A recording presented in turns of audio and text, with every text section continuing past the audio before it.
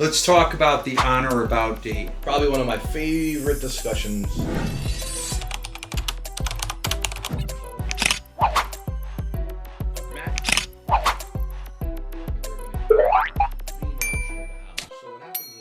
However, they haven't fulfilled everything they need to fulfill.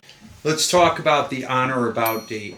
Probably one of my favorite discussions in a contract review with the client. Yeah, because the on or about date is like 60 days or 30 days before or after. So here's the thing that gets tricky. In other states, from what I understand, I don't practice in other states, but I hear from friends and clients, so on and so forth.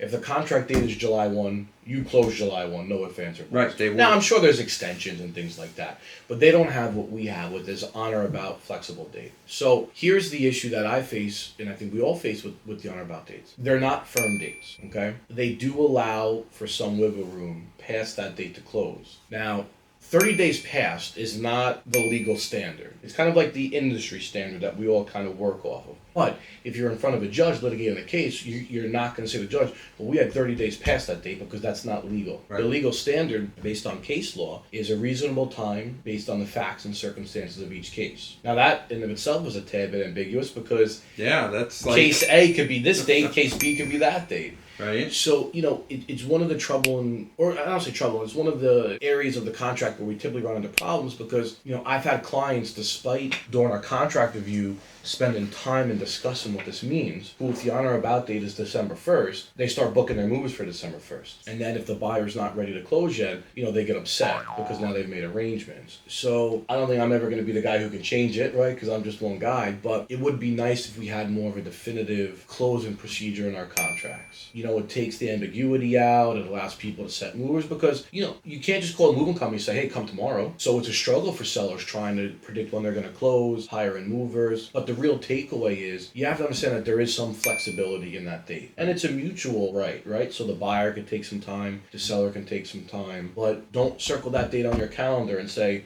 hey boss, I need off that date, I'm closing. Most likely you're not going to close on that date. And what dictates I feel like there's so many factors that dictate the closing date. There's the seller's attorney has to be available, the buyer's attorney has to be available, the bank attorney has to be available, title has to be cleared, like all these different mechanics that are going on with the real estate transaction have to be completed before you can actually schedule a closing date. And that's always the big thing, because what you're trying to do, in essence, and you touched on it, is seller's attorney, 2 sellers, let's say. Buyer's attorney, 2 buyers. Title company, bank attorney. That's 9 people you have to coordinate their schedules. Right. It's not fun.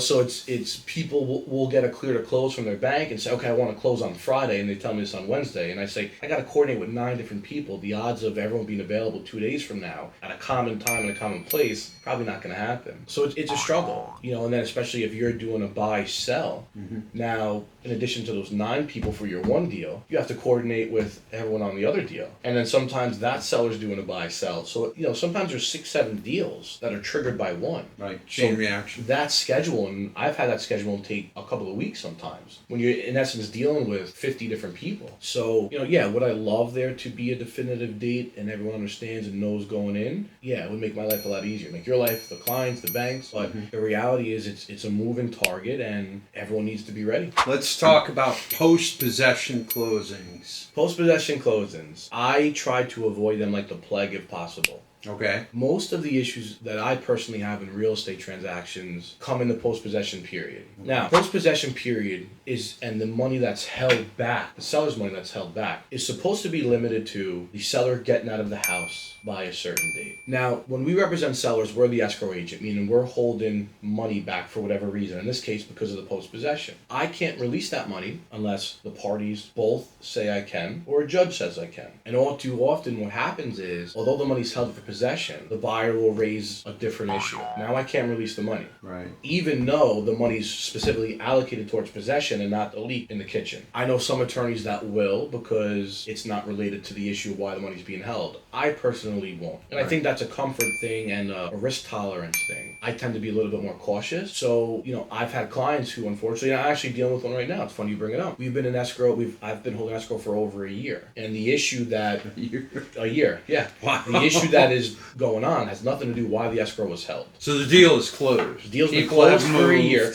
I'll do you one better. The buyers, not only did they buy and close, there was a divorce, they've since resold. And the money that I'm holding is still from when the buyer bought. Now that buyer no longer even owns the house. The money's going to sit in there until either the parties elect to go to litigation to get it released, or that buyer's attorney says I can release it. Okay. You know, I feel terrible for my client. You know, it's her money, she's entitled to it. And the reason why it's not being released, it has nothing to do with why it was held in the first place. But I tend to be more conservative, and it's a shame. So they can be good and they can be beneficial. I mean, I did it on my own house when I sold my house. I needed time to move from my previous house to my current house. Right.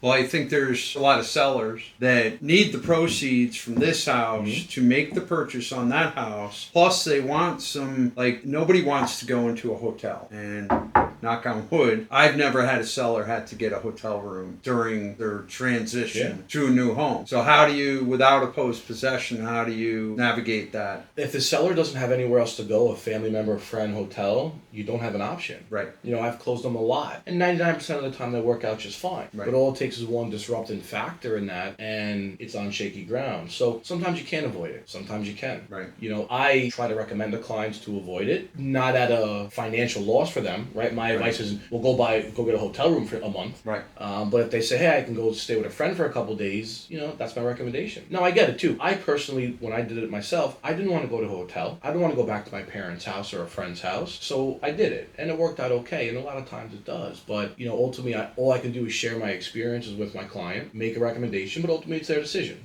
See, it's in the contract. So, one of my favorite topics. Yeah. In my opinion,